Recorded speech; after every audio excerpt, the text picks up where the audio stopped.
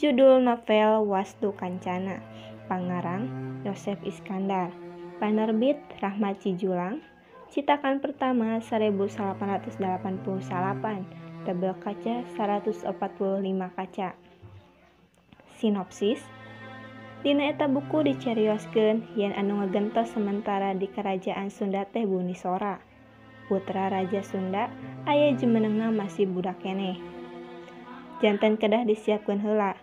Bewara ngeunaan tiwas suci kulawargana di Majapahit henteu dibejakeun sebab sieun langsung henteu bisa nahan amarah.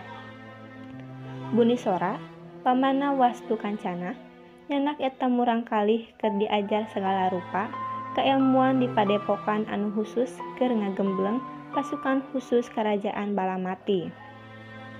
Carana henteu langsung, tapi diculik heula. Sabada diwarah, Wastu Kancana dibere nyaho perkawis anu dirusiahkeun, Buni Sora langsung anu masihan terang. Sabada dipepeujeuh, Buni Sora ngajak balik ka kawali, ngan Wastu Kancana embung balik, anjeunna kalah ngumbara melalian emu. Nya atuh henteu bisa dicaram, atuganna diwidian teras nyandak batur keueung. Rakian hujung, duanana ngumbara duwi ka pakuan, mereskeun anu baruntak ka nagara. Teras didinya ngulampreng ka Lampung, tepang sareng Resi sareng diguguru. Di bagian akhir buku dicaritakeun Wastu Kancana nyalametkeun padepokan Resi ti serangan musuh Gerot guruna, jeung niwaskeun gegedungna make pakara anu dibere ku Buni Sora. Dina eta buku dicaritakeun yen Wastu Kancana oge katarik manah ku Putri Resi. Henteu aya pedaran proses asmara, ngan hungkul tepung di walungan teras bae silih kenalan. Didinya duanana singket saling katarik manah keuna ku panah asmara.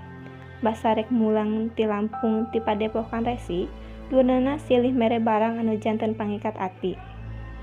Kaleuwihan novel, gambaran kahirupan sosial sareng lingkungan baheula di Kerajaan Sunda mah karasa pisan. Kakurangan novel, potongan carita sareng alurna biasa wae, henteu aya nu istimewa dina eta buku. Biasana mun novel osok kiat dina kalimat sareng alur sarta gambaran, jeung eusina oge. Kadang matak ngajenghok anu maca.